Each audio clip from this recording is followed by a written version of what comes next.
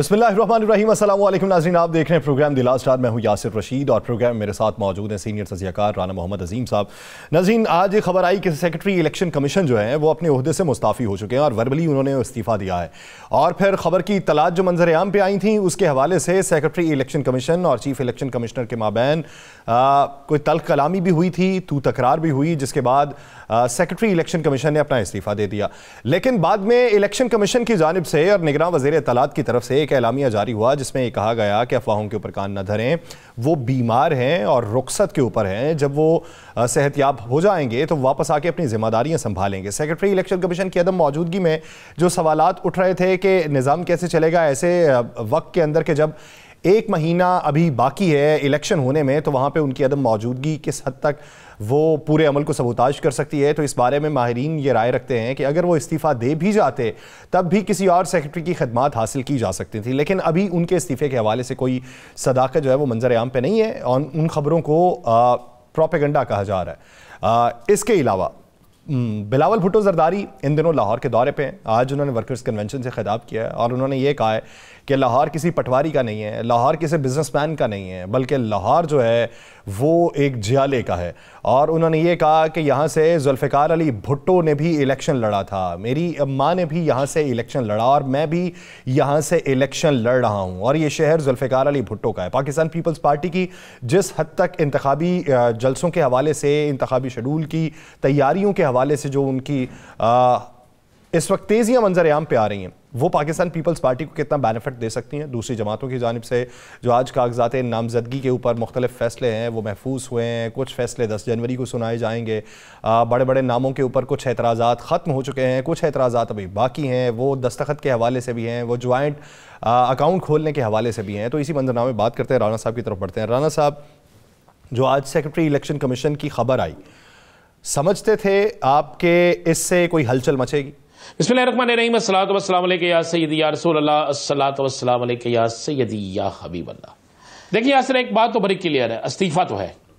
अब कोई इसको मानता है या नहीं मानता, मुझे एक बात बता दें, आज से 4 दिन पहले, 5 दिन पहले, 6 दिन पहले या 7 दिन पहले क्या इलेक्शन कमीशन की तरफ से कोई ऐसी इतला, कोई ऐसा मामला आया था कि जनाब सेक्रेटरी इलेक्शन कमीशन, जिनका अहम तरीन किरदार होता है इस पूरे सारे इलेक्शन के सिनेरियो में, नहीं कोई ऐसी चीज कि जनाब सेक्रेटरी इलेक्शन कमीशन बीमार है, अदालत में किसी में कहा गया हो, वैसे किसी जगह जिक्र हुआ हो, वैसे इतने केसेस के हवाले से फैसले हो रहे हैं, इतने मामलात में ये पिटिशनर बन के जा रहे हैं, किसी एक जगह ये कहा गया हो कि सेक्रेटरी इलेक्शन कमीशन, ये तो बेसिक काम सेक्रेटरी इलेक्शन कमीशन का होता है।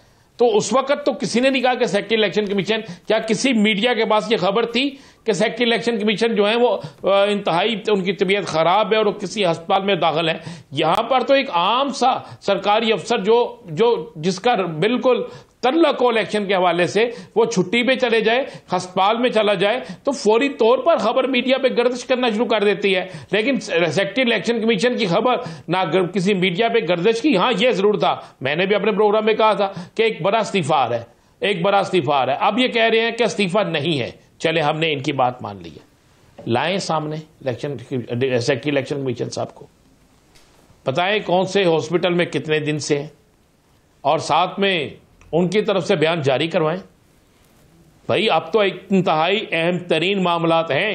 मेरे पास जो इतला है वो इतला ये है कि जनाब जब आरोस लगाए गए और जिन आरोस के ऊपर अब अदालत आलिया ऐसे सवालात उठा रही है और वो तमाम कागजात जो मुस्तरद हुए थे उन कागजात को बहाल किया जा रहा है। और फिर बाकायदा कई जजेस ने कहा कि अगर आपकी ट्रेनिंग ठीक नहीं हुई, अगर आपको पता ही नहीं है कि इलेक्शन किस तरह कराना है, आपने सिर्फ शायद ये कसम खाई थी कि जो कागज आए उसको मुस्तरद कर देना है, तो इन सारे सवालात का जवाब तो जो सेक्रेटरी इलेक्शन कमीशन को देना पड़ना था कि जब आरोस जो बनाए गए थे उन आरोस पे सबसे बड़ा सवालिया निशान लगाया पाकिस्तान की अदलिया ने, उन तमाम जजेस ने जिन जजेस ने उनके मुस्तरद किए फैसलों को बहाल कर दिया।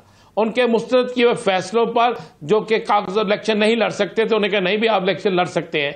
आपने सिंध से एक बड़े सीनियर जज साहब के रिमार्क सुने, आपने इस्लामाबाद से सीनियर जज साहब के रिमार्क सुने, आपने पंजाब से सुने, आपने KPK और बलोचिस्तान दोनों मतलब 5 जगहों से ये रिमार्क्स आए कि आरओस जो हैं इन्हें पता नहीं था? क्या इनकी ट्रेनिंग नहीं हुई?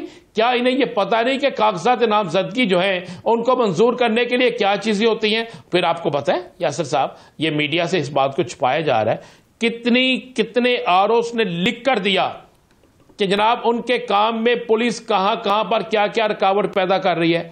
ये ऑन रिकॉर्ड मैं आपको कह रहा हूं, और आज भी लाहौर की एक अदालत में इस बात को डिस्कस किया गया, जिसके बाद मियां असलम इकबाल के कागजात मंजूर हुए, जिसके बाद हमाद अजहर के सुवाई नशिस्त पे कागजात मंजूर हुए, जिसके बाद महमूद रशीद के कागजात मंजूर हुए। तो ये क्या था? मेरे पास इतला यह है कि ये आपस के इख्तलाफात थे, ये आपस का फड्डा था, जिसके बाद और सेक्रेटरी इलेक्शन कमीशन को नजर आ रहा था कि अब सारा मलबा उन पर गिरेगा, और वो काफी दिन से इस बात पर उनकी तलखी भी और वो बिल्कुल साइड पे हैं। चले मान लें जी वो उनका इस्तीफा नहीं आया, मान लें वो है, तो आपने ये बयान सुना है कि बयान क्या है? बयान ये है, अगर उनकी सेहत ने इजाजत दी, अगर लफ्ज है कि अगर उनकी सेहत ने इजाजत दी तो वो आकर अपना काम संभाल लेंगे, अगर सेहत ने इजाजत ना दी तो वो काम नहीं संभालेंगे। यही इलेक्शन हो रहे हैं, पूरे पाकिस्तान में इलेक्शन हो रहे हैं, अरबों रुपए गवर्नमेंट के खर्च हो रहे हैं, उम्मीदवार मैदान में है। सेक्रेटरी इलेक्शन कमीशन जो होते हुए अहम तरीन ओहदा है, चीफ इलेक्शन कमीशन के बाद उनका ओहदा है, तो आप उस ओहदे पर एक शख्स है ही नहीं। क्या ऐसा हो सकता है कि एक गाड़ी 3 टायर्स के साथ चले? एक टायर पंचर हो जाए, टायर साथ लगाओ, गाड़ी फिर भी नहीं चलती। और गाड़ी अगर गाड़ी का एक टायर ही साथ ना हो तो फिर किस तरह गाड़ी चलेगी? तो इसमें समझदारों के लिए इशारा बहुत है, क्योंकि कल का दिन बड़ा अहम दिन है, उसमें ये सारे इशारे जो है वो इशारों में असल सारी बात सामने भी आ जाएगी। या सर इलेक्शन कमीशन और सेक्रेटरी इलेक्शन कमीशन का मामला किसी और तरफ जा रहा है। मेरे पास तो यही इतला है कि शायद 2 इस्तीफे और आ जाए, ये मेरे पास तो ये भी खबर है।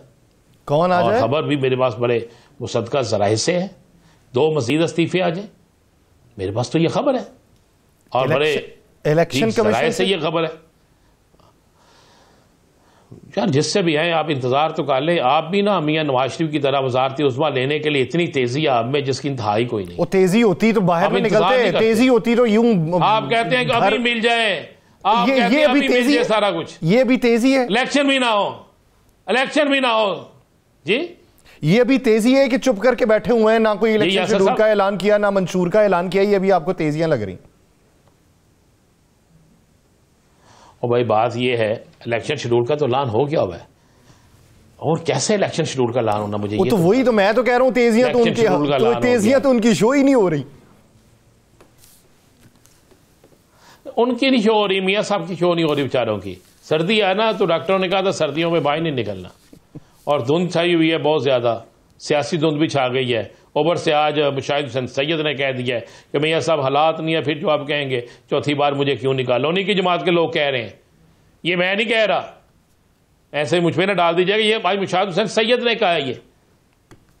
और कि आप वजीर आजम ना बने, आप सदर की तरफ जाए। वो सदर बनने के लिए कौन सा सदर, जो गोल चक्कर वाला सदर बनना है? सदर बनने के लिए 4 सूबों में आपको अक्सरियत चाहिए, सदर बनने के लिए आपको कौमी असम्बली में अक्सरियत चाहिए, उसके बाद जाके आप सदर के इलेक्शन में जाते हैं। तो आप अभी इलेक्शन हुए नहीं, पिंड बसियां नहीं थे, डाकू पहलो आ गए, ये वाला हिसाब तो नहीं होना चाहिए। यासर साहब बड़ी क्लियर सी बात है, इलेक्शन कमीशन वाले मामले में दाल में कुछ काला है, कुछ नहीं बहुत काला है। आपको आने वाले दिनों में ये सारी चीजें नजर आ जाएंगी, आने वाले दिनों में सारा मतला साफ हो जाएगा, आने वाले दिनों में खुलकर हर चीज जो है क्लियर होकर आपके सामने आ जाएगी। ये मैं आपको तस्दीक शुदा खबर दे रहा हूं, तस्दीक शुदा खबर कि ऐसे ही होगा, आप देख लीजिएगा। अच्छा, अब बिलावल भुट्टो की लाहौर के अंदर पोजीशन क्या देखते हैं? देखें, बिलावल भुट्टो जिस हल्के से इलेक्शन ला रहे हैं, इस हल्के में जो पहला इलेक्शन लड़ा था इन्होंने, उस वक्त जिस वक्त जमशेद चीमा के कागज मुस्तरद हुए थे और वहां पे नून लीग की परवेज मलिक साहब की अहलिया थी और दूसरी तरफ बस पार्टी की पूरी टीम थी, एक वो इलेक्शन लड़ा था, वो 30 से 35 हजार की गेम वोटों की गई थी। अब अगर इस हल्के के खद्दो खाल देखें, अगर आप इस हल्के की सारी सूरत हाल देखें, तो इस हल्के के हद्दो खाल सूरत हाल यह है कि इस हल्के में टाउनशिप का एरिया है, इस हल्के में कुछ जौहर टाउन का एरिया है, इस हल्के में पिंडी राजपूता है, इस हल्के में इस टाइप के इलाके हैं। लेकिन इसी हल्के में बहुत ज्यादा जो वोट है वो अकलियती वोट है, यानी क्रिश्चियंस आबादियां हैं जिनका बहुत बड़ा वोट बैंक जो है वो इस हल्के में है। अब देखना यह है कि इस हल्के में जहां पर ये बहुत ज्यादा वोट बैंक है, अब क्या अगर ये वो सारा वोट बैंक भी ये लेते हैं, सारा कुछ भी करते हैं, तो फिर भी पुराना रिजल्ट देखा जाए, नया रिजल्ट देखा जाए, देखिए पुराने रिजल्ट में कोई और था, अब है बिलावल साहब खुद उम्मीदवार, लेकिन इसी हल्के के अंदर से मरकजी मुस्लिम लीग के उम्मीदवार हैं हालत नेक मोहम्मद साहब भी। इसी हल्के में अब देखना यह होगा कि क्या तहरीक इंसाफ यहां पर टिकट देती है उसको लतीफ खोसा साहब को, शबीर गुज्जर को, हालत गुज्जर को, आतिफ चौधरी को, चौधरी जाज साहब के अगर कागजात हो जाते हैं उनको, उनके बेटे को, या किसको टिकट देती है। उसके बाद यह सूरत हाल वाज़ेह होगी जब तक नून लीग और तहरीक इंसाफ के उम्मीदवार नहीं आएंगे। इसमें कोई शक नहीं, बिलावल एक बड़ा नाम है, कोई शक नहीं कि बिलावल के लिए इस हल्के में बेइंतहा मेहनत होगी, लेकिन आज के दिन तक इस हल्के में पीपल्स पार्टी इस पोजीशन में नहीं है कि उनका vote bank winning vote bank हो, इस पोजीशन में नहीं है कि उनके इतने वोट हों कि वो बासानी इलेक्शन जीत सके। एक वक्त था जब पीपल्स पार्टी थी, देखें पीपल्स पार्टी का लाहौर में सबसे ज्यादा वोट बैंक है गुरकी के इलाके में, जहां पर समीना हालत गुरकी हमेशा इलेक्शन लड़ती थी। उसके बाद इनका सेकंड वोट बैंक होता था भगवानपुरा में, जहां पे उमर हयात लड़ते थे, सलमान तसीर मरहूम लड़ते थे, ऐसे लोग इलेक्शन लड़ते थे। तीसरा होता था इनका वोट बैंक शादरे की तरफ, जहां पर इनके अपने कोई ना कोई उम्मीदवार होते थे, आसफ हाशमी और दीगर होते थे। इसके अलावा अगर अंदरून शहर था जहां पे जहांगीर बदर लड़ते थे, ये इनका वोट बैंक इन इलाकों में था। जहां पे आप ये लड़ने गेम खड़े हैं, बड़ी मेहनत कर रहे हैं, गली मोहल्ले चौकों चौराहों पे जा रहे हैं, छोटी छोटी कॉर्नर मीटिंग्स में भी जा रहे हैं, बड़े जलसों में भी जा रहे हैं, लेकिन यासर अभी कबल अज वक्त है। जब बाकी सियासी जमातों के उम्मीदवार नामजद हो जाएंगे तो फिर आप देखें, क्योंकि आप जेन में रखिए। चले इसी पे बात कर लेते हैं। पाकिस्तान पीपल्स पार्टी के सीनियर अनुमान चौधरी साहब ने हमें ज्वाइन किया है। चौधरी साहब बहुत शुक्रिया आपके वक्त का। चौधरी साहब, जिस तरीके से बात हो रही है कि माजी में पाकिस्तान पीपल्स पार्टी की पोजीशन मजबूत थी और माजी करीब में भी ये जो ज़िमनी इलेक्शन हुए थे उसमें भी थी, लेकिन उसमें पाकिस्तान तहरीक इंसाफ के कैंडिडेट्स जो थे उनके कागज मंजूर नहीं हुए थे। अभी पोजीशन है क्या और उस पर कितनी मेहनत की जरूरत है? देखिए, जहाँ तक ये है कि मेहनत की कितनी जरूरत है, मैं आपके सवाल के आखिरी हिस्से को पहले लेता हूँ। तो मेहनत तो बहुत जरूरत है, क्योंकि हम कर क्या रहे हैं।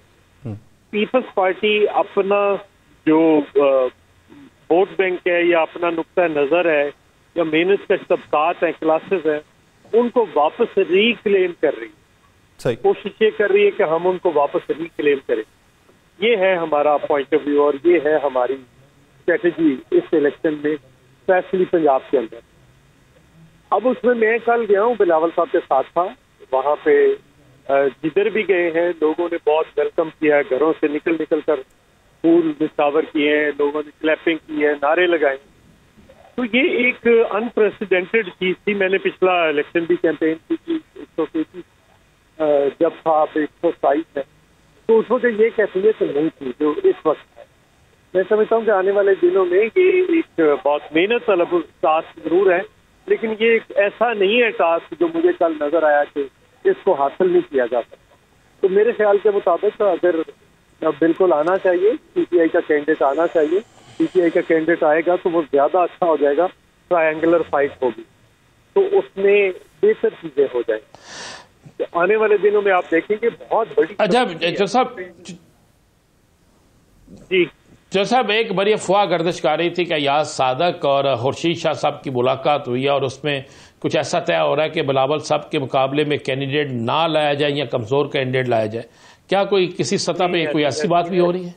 नहीं, मैं बिल्कुल मुकम्मल तौर पर मेरी खुर्शीद शाह साहब से मुलाकात हुई है, मुकम्मल तौर पर तस्दीक करते हैं, ऐसी कोई बात ही नहीं।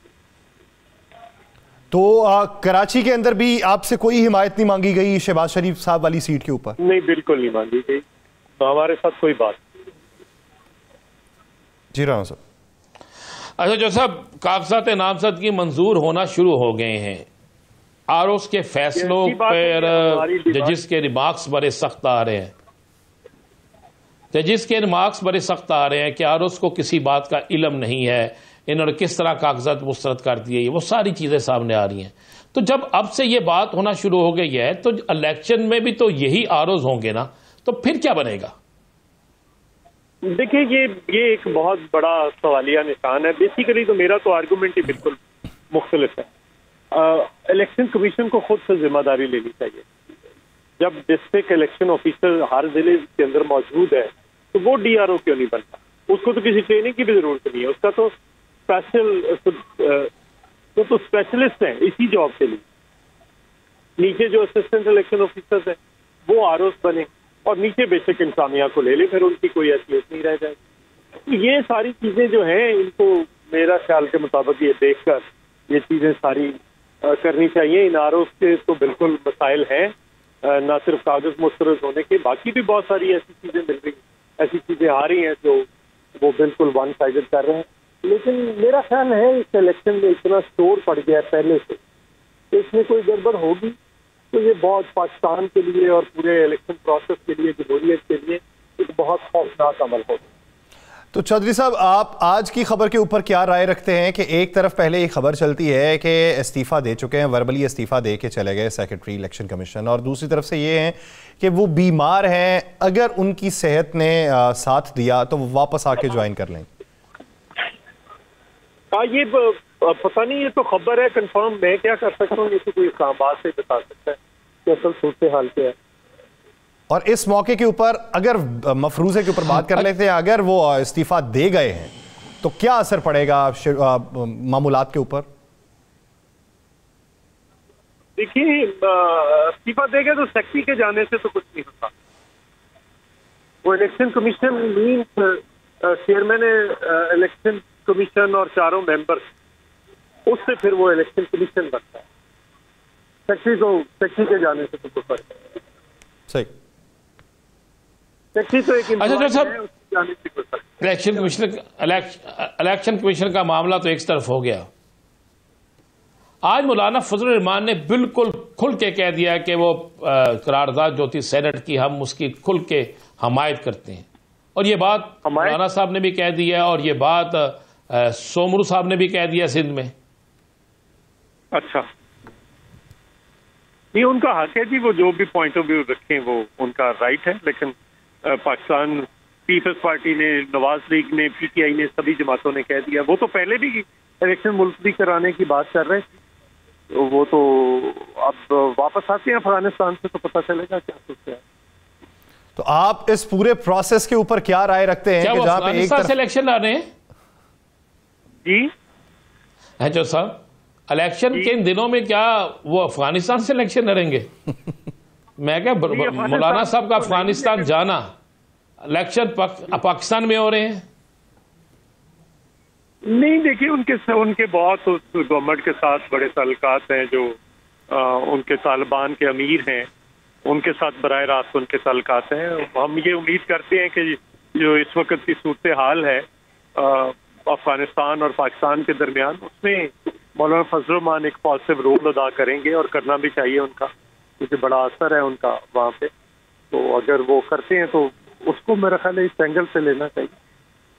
अच्छा चौधरी साहब, सबसे खबरें ये हैं कि चेयरमैन पीपल्स पार्टी जो हैं वो ज़ईफुल उम्र ज़्यादा सियासतदानों के इस वक्त हक में नहीं है। सिंध से जितनी दरखास्तें मौसूल हुई थी उनमें अगर सूबाई असम्बली को देख लें या कौमी असम्बली को देख लें तो ज़्यादातर अफराद जो हैं वो 55 साल से ज़्यादा हैं और वो नौजवानों को मौका देना चाहते हैं। क्या इसमें कोई हकीकत है?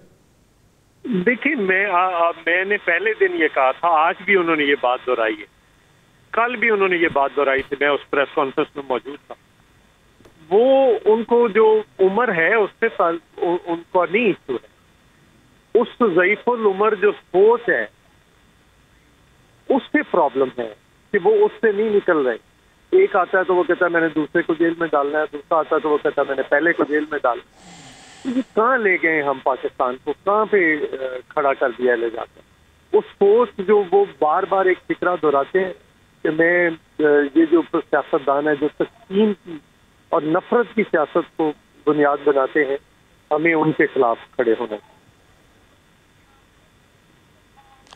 अच्छा साहब, ये तो बयानिया हो गया। आप पंजाब के अंदर अपना इलेक्शन पीपल्स पार्टी का इलेक्शन नून लीग से देख रहे हैं, तहरीक इंसाफ से देख रहे हैं?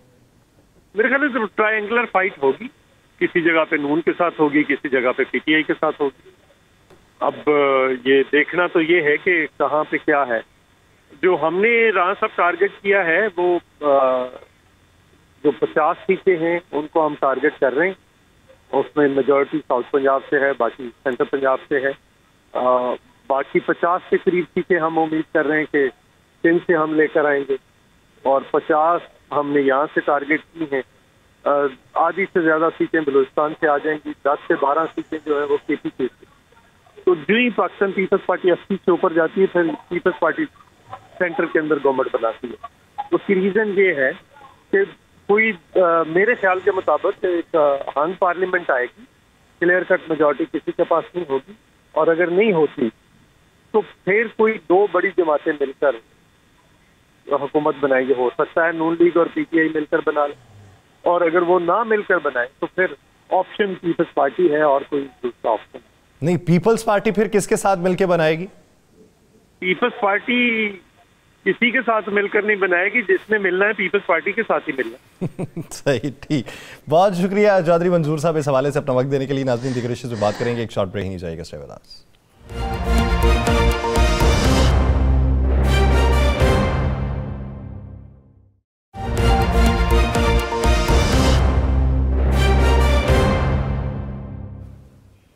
ब्रेक के बाद खुशामदीद। नाज़रीन, बिलावल भुट्टो जो हैं वो सिंध से चले हैं, लाहौर आ गए हैं, और लाहौर आके वो अपनी कंपेन कर रहे हैं। और कंपेन में वो ललकार किसको रहे हैं? ये शहर किसी पटवारी का नहीं है, ये शहर किसी बिजनेसमैन का नहीं है, ये शहर जुल्फ़िकार अली भुट्टो का है, और मैं यहां से ही इलेक्शन लड़ने आया। ये शहर किसका है, इसका दावा सबसे ज्यादा पाकिस्तान मुस्लिम लीग नून करती है और करती आई है। पाकिस्तान मुस्लिम लीग नून अब भी दावा कर रही है कि यहां से ज्यादा नशिस्तें पाकिस्तान मुस्लिम लीग नून निकालेगी। लेकिन एक पार्टी के चेयरमैन ने अगर यहां से इलेक्शन लड़ने का फैसला कर लिया तो वो आके अपनी महफिल इधर सजा के बैठे हुए हैं। तो यहां वाले अभी तक खामोश क्यों बैठे हैं? वो अपने मंशूर का ऐलान कर चुके हैं, तो यहां वाले अपने मंशूर के लिए दिनों को आगे क्यों बढ़ा रहे हैं? वहां से आने वाले बात यह कर रहे हैं कि हम जलसों का भी ऐलान कर चुके, तो इधर वालों ने भी जलसों का ऐलान भी क्यों ना किया? ये बुनियादी सवाल है। पार्टी के अंदर जो बातें चल रही हैं और सीनियर रहनुमा जो मियां साहब को मशवरे दे रहे हैं, उनमें कितनी सदाकत है और उन मशवरों के ऊपर कितना अमल पैरा हुआ जा सकता है, इसी बारे में बात करेंगे। पाकिस्तान मुस्लिम लीग नून के सीनियर रहनुमा साबिक चेयरमैन कमेटी बराए खजाना कैसर अहमद शेख साहब ने हमें ज्वाइन किया है। शेख साहब, बहुत शुक्रिया आपके वक्त का। शेख साहब, अभी आप पूरी गहमा गहमी देखें तो यूं लगता है कि अगली हुकूमत आप लोगों ने नहीं, पीपल्स पार्टी ने बनानी है, जो अपने इंतखाबी जलसों का ऐलान करके बैठी है। बिलावल साहब लाहौर आके कंपेन कर रहे हैं और धड़ाधड़ उनकी कंपेन जारी है और आपकी तरफ अभी सकूत तारी है, उसकी वजह क्या? बिस्मिल्लाहिर्रहमानिर्रहीम। यासिर, ये 1970 नहीं है, ये 2024 है, और हम तवज्जो कर रहे हैं अपनी अपनी कॉन्स्टिट्यूंसी पे। जो कैंडिडेट है उन्होंने बड़े ग्रास रूट लेवल पे काम किया हुआ है, वो लोगों की गमी खुशी में शिरकत करते हैं, वो दिन रात उनके साथ होते हैं। पीपल पार्टी का एक दौर था, वो पुराने दौर देखिए, इवन 1997 में पीपल पार्टी ने 0 सीट हासिल की पूरे पंजाब से, और मैं एज एन इंडिपेंडेंट खड़ा था और मैंने सीट ले ली। तो इतना एक इंडिपेंडेंट सीट ले रहा है और पूरी पार्टी पंजाब से एक सीट भी नहीं ले रही। मैं आपको रिकॉर्ड की बात कर रहा हूँ।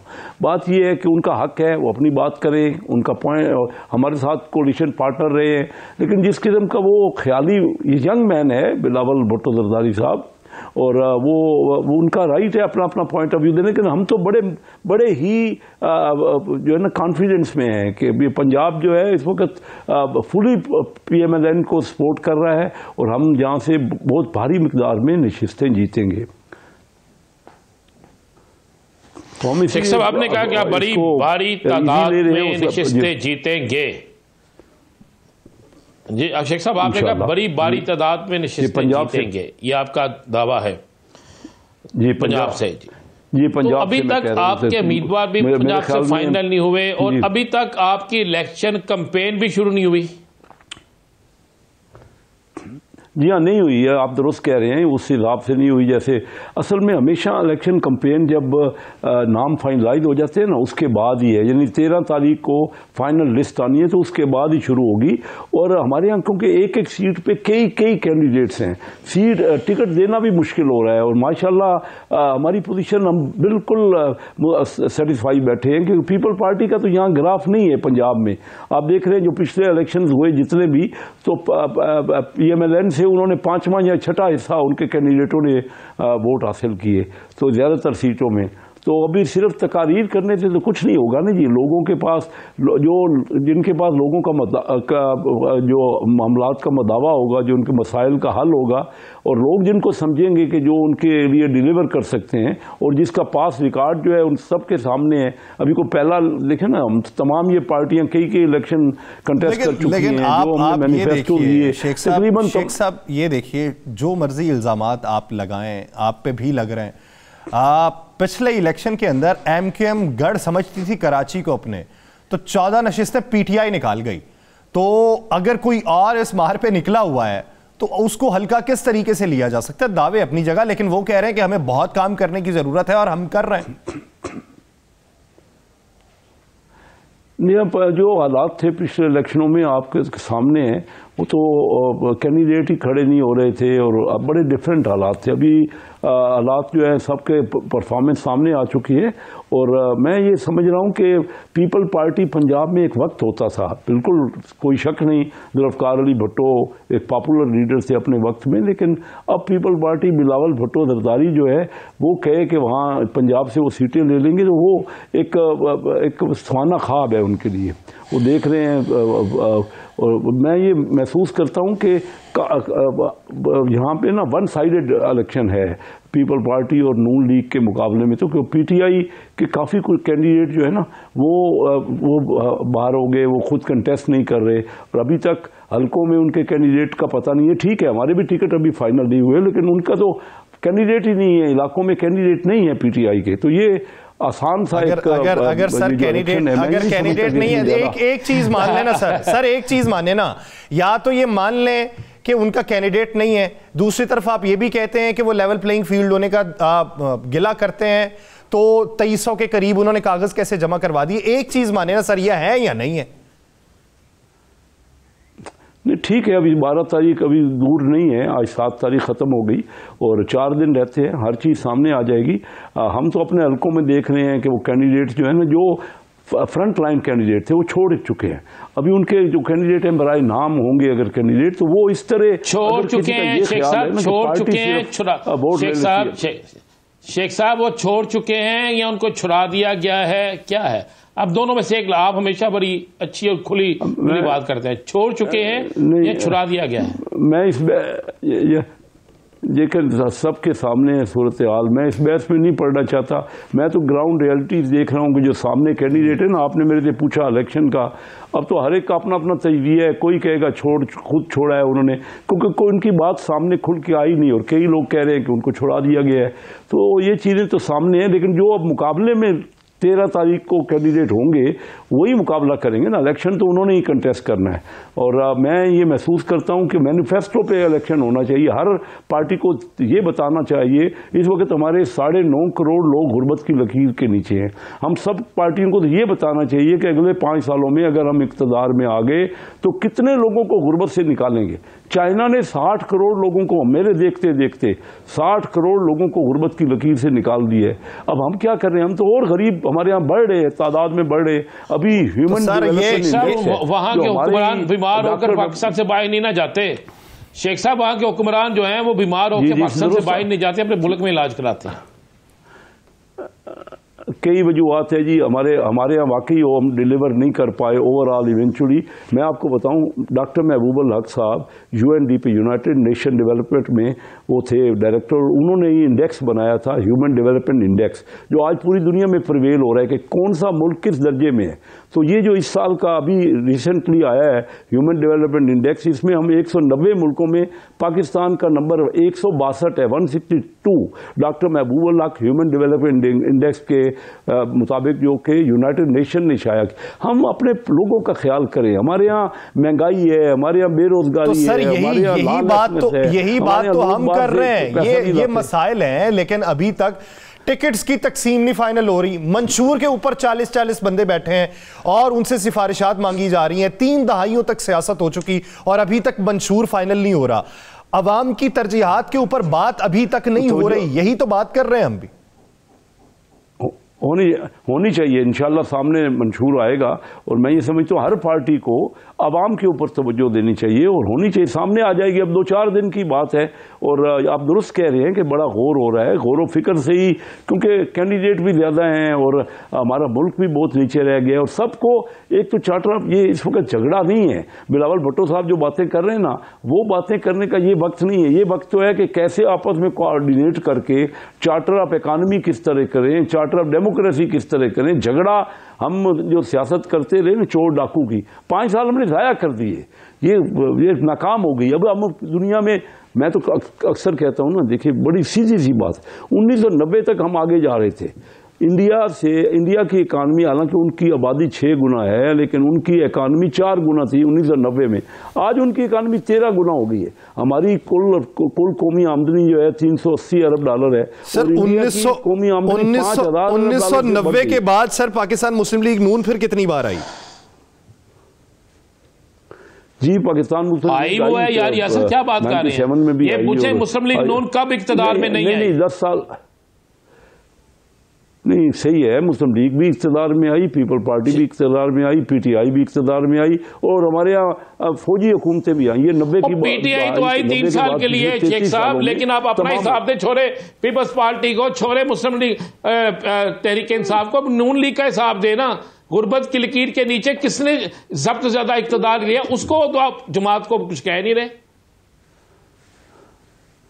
मैं राना साहब क्यों नहीं कह रहा, मैं तो सबको मोहरत, मैं तो कह रहा हूँ हमें बहुत ज़्यादा बेहतर डिलीवर करना चाहिए। बिल्कुल मुस्लिम लीग, मैं तो कह रहा हूँ, अपनी पार्टी में भी कहता हूँ, जमात में भी कहता हूँ कि हम ऐसा अब मैनिफेस्टो दे, अपना मंशूर दे जो लोगों की बेहतरी के लिए हो ना। हमने क्या किया है, देखिए ओवरऑल हमारा मुल्क तो सबके सामने है। हमने क्या किया, रिजल्ट नहीं दिया ना। क्या हालत है इस तरह। देखिए मैंने जो एक अपनी पिछले तकरीर में कहा था, पिछले जब मैं 97 में इलेक्ट हुआ था ना इंडिपेंडेंट, मैंने कहा कि पाकिस्तान का अगर ये गेट खोल देना तो यहाँ इस आज़ाद मुल्क में रहना कोई पसंद नहीं करेगा। ये क्या कर रहे हैं हम, अलाउ कर देना क्यों। मेरा मकसद सिर्फ ये कि हमने डिलीवर नहीं किया। हम आपस में रंजिशें लड़ते रहे, एक दूसरी पार्टी के खिलाफ बातें करते रहे। सब पाकिस्तानियों को बराबर मिलना चाहिए। शेख साहब, क्या 20-30 साल बाद इस तरह के जुमले कह के बरी जिम्मा हुआ जा सकता है? हमने भुगता, हर इलेक्शन में यही बयान होते हैं। मैं पाकिस्तानी हूं, मैंने भी वोट देना है। मुझे ये बताएं कि मैं किस पार्टी को वोट दूं कि जो पार्टी पाकिस्तान में बेहतर परफॉर्म कर पाई थी। ये आप दुरुस्त कह रहे हैं, किसी पार्टी ने यहाँ फर्क तो है, एक पार्टी दूसरी पार्टी से बेहतर होगी, लेकिन ओवरऑल जो हमारे टारगेट थे या जो हमें करना चाहिए था, हमें अपना सर झुका के, देखिए मियाँ शहबाज शरीफ साहब ने खुद कहा कि हम सब की गलतियाँ हैं और ये हमें उस गलतियों को दूर करना है। ये तो नहीं कि मैं कहूँ पाकिस्तान मुस्लिम लीग और उसको बेहतर परफॉर्म करना चाहिए था। मैं भी इस पाकिस्तान मुस्लिम लीग में शुरू से हूँ, 93 से मैं ये इलेक्शन लड़ रहा हूँ। ये 7वां मेरा इलेक्शन है कंटिन्यूसली।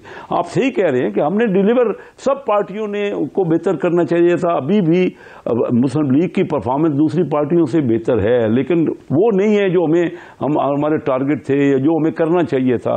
हम आबादी बढ़ रही है, पर कैपिटा इनकम कम हो रही है। हमारा एक बंदा अब पिछले 5 साल पहले ना 1 लाख का मकरूज था फीकस, आज 1.5 लाख से ऊपर का मकरूज हो गया है। अब आप अंदाजा कीजिए किसी भी तो लेवल पे हमें सर झुकाकर ये मेहनत करनी चाहिए, सोचना चाहिए कि किस तरह हम अब अगले 5 सालों में आगे बढ़ेंगे। ठीक है जी, बिलावल भुट्टो यंग है, वो जो शीली तकरीरें कर रहे हैं उनका राइट है। अगर लोग उनसे कन्विंस होते हैं तो ज़रूर उनको वोट देंगे, लेकिन मैं समझता हूँ कि ये हालात उनके फेवर में नहीं है, पर्टिकुलर इन पंजाब। सिंध में उनकी सपोर्ट है और वो सिंध के देही इलाकों से सीटें लेते हैं। हम सब मिल के थे भी, और कोई एक भी जमात शायद देखें ना, कोशिश तो होगी कि हम हर जमात की कि वो अपनी अक्सरियत, सादा अक्सरियत ही बना ले, लेकिन इतना आसान नहीं है क्योंकि हमारी पार्टियां मुख्तलिफ सूबों में पॉपुलर हैं। और उनके हर जो नेशनल पार्टी है ना, हमें कोशिश होनी चाहिए तमाम सूबों में उसकी पॉपुलैरिटी हो। यही वजह है आपने देखा कि ईस्ट पाकिस्तान हमारे हाथ से निकल गया। हमें अपनी जमहूरियत को और बेहतर रिजल्ट देना चाहिए, तब तो कोई लोगों की सेटिस्फेक्शन होगी। कैसर अहमद शेख साहब, ये बताइए कि बिलावल भुट्टो लाहौर में आके ये कहें कि मैं यहां पर ऐसा अस्पताल बनाऊंगा कि आपको लंदन जाने की जरूरत नहीं पड़ेगी, तो ये उस जमात के लिए क्या पैगाम है कि जिस जमात का गढ़ ही लाहौर? नहीं जी, उन्होंने कहा है तो अच्छा कहा है। वो नेशनल एक पार्टी के लीडर हैं, लेकिन सिंध में तो देखिए ना 15 साल से उनकी हुकूमत है। ऐसा हॉस्पिटल तो सिंध में बहुत अच्छा हॉस्पिटल है हमारा, जो आगा खान हॉस्पिटल है कराची में। लाहौर में ऐसा हॉस्पिटल नहीं है। मैं समझता हूँ लाहौर में भी बहुत टॉप क्लास हॉस्पिटल बनने चाहिए, कराची में बनने चाहिए, पूरे मुल्क में बनने चाहिए, क्योंकि 25 करोड़ लोग हैं, हम 24-25 करोड़ लोग हैं हमारे मुल्क में, और हम दुनिया का 5वां बड़ा आबादी का मुल्क है। हमारे यहाँ क्या है, अब देखिए ना, सेहत या एजुकेशन आप ले लीजिए, 2.5 करोड़ बच्चे हमारे स्कूल नहीं जा रहे। और अब कोई भी पार्टी ये कहे, देखिए रोटी कपड़ा और मकान पीपल पार्टी ने कहा, उसको पूरा तो नहीं उतरा ना। ये पीटीआई ने मैनिफेस्टो दे देना आसान है ना, मंशूर में बात कर देना। पीटीआई ने कहा कि वो 50 लाख घर बनाएंगे और 1 करोड़ नौकरियां देंगे, तो हाल तो आपके सामने है। इन मंशूरों को मंशूर भी ऐसा देना चाहिए ना जो काबिल अमल हो। अब लोग मंशूर पे इतबार ही नहीं करते, तो फायदा क्या इन मंशूरों का? उस पर अमल तो नहीं हो सका ना अभी तक। क्या हुआ?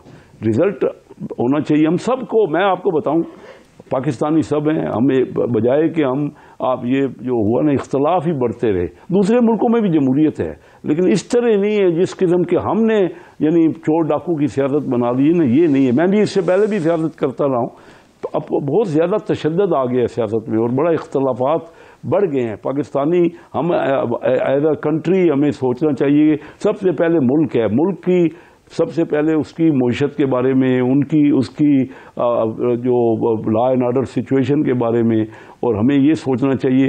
देखिए हमारी फ़ौज जो है कितने मुश्किल हालात में कुर्बानियाँ दे रही है, शहादतें दे रही है।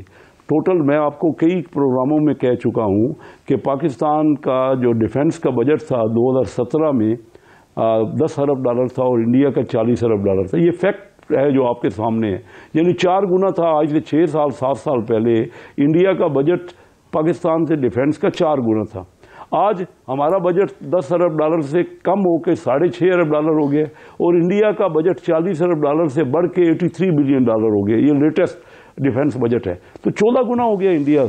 तो अब कैसे हम मुकाबला करेंगे? शेख साहब इसमें कोई शक नहीं कि पाकिस्तान की फौज बेइंतहा कुर्बानियां दे रही है, और अफवाज पाकिस्तान की कुर्बानियों को हम सब सलूट भी करते हैं।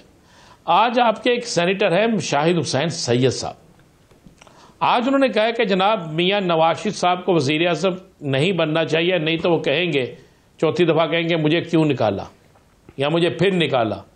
ये क्यों? आप ही के सेनेटर ऐसी बात क्यों कर रहे हैं?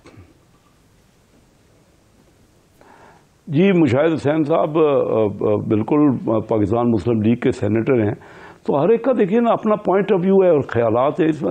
यही तो आपने ओपन हर कोई अपनी अपनी बात कर रहा है, लेकिन मैं ये समझता हूँ कि कोई और लीडर इस वक्त मियां नवाज शरीफ साहब के मुकाबले का नहीं है जिस पे लोगों को कॉन्फिडेंस हो। मियां साहब 3 बार वज़ीर आज़म रहे। मैं ये नहीं कह रहा, वो उनके अपने जो थे ख्यालात वो बहुत ही और थे कि हम पाकिस्तान को कहाँ पहुँचाएंगे, लेकिन उसके बावजूद कोई इस वक्त ऐसा नेशनल लीडर, इख्तलाफ अपनी जगह पे है, मुख्तलिफ पार्टियाँ हैं।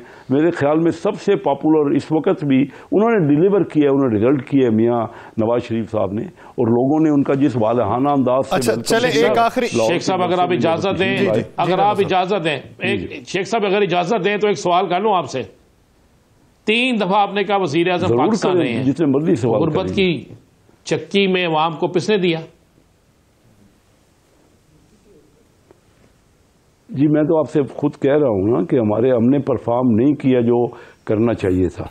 कोई एक वजीर, जितने भी वजीर आज़म रहे हैं तो फिर छोड़ दें। यहाँ पे फौजी हुकूमतें भी रही है, यहाँ पे ये क्या छोड़ दें? तो नया कोई आप लाए ना। बेशक लोग नए किसी लीडर को पसंद करेंगे, तो ये तो एक जमहूरियत है, इलेक्शन हैं, लेकिन आपके यहाँ नहीं उठ रहे ना। और आप क्यों नहीं, क्या वजह है कि और कोई जो एक लीडरशिप आई पीटीआई की, उसने क्या परफॉर्म किया? एक थर्ड ऑप्शन था लोगों ने, और जिस तरह उनको लाया गया, जिस तरह लाडला बना के उनको लाया गया, कोशिश तो थी ना कि परफॉर्म करते। उन्होंने उस्मान बुज़दार साहब को पंजाब में वज़ीर आला बना दिया और इतने बड़े सूबे में, और वैसे भी उनकी अपनी आपके सामने है, हम चोर डाकू से निकले ही नहीं, किसी जगह हम बैठे ही नहीं। क्या कोई भी मुआशरा बगैर डिस्कस किए, बगैर मशवरा किए इम्प्रूव किया जा सकता है? मियां नवाज शरीफ साहब ने आते ही कहा है कि मैं तमाम पार्टियों से मशवरा करूंगा। चले, उम्मीद करते हैं ये मशवरा जो है ये कायम और दायम रही और मशवरा होता रहे, फैसले जो है वो जमहूर की मंशा के मुताबिक होते रहें, जमहूर से मशवरा करके फिर जमहूरियत बनाई जाए, तब मजा आए। बहुत शुक्रिया कैसर अहमद शेख साहब इस हवाले से अपना वक्त देने के लिए। नाज़रीन, एक शॉर्ट ब्रेक लेते हैं, ब्रेक के बाद वापस आएंगे, इन इश्यूज़ के ऊपर मजीद बात की जाएगी, कहीं नहीं जाएगा। Stay with us.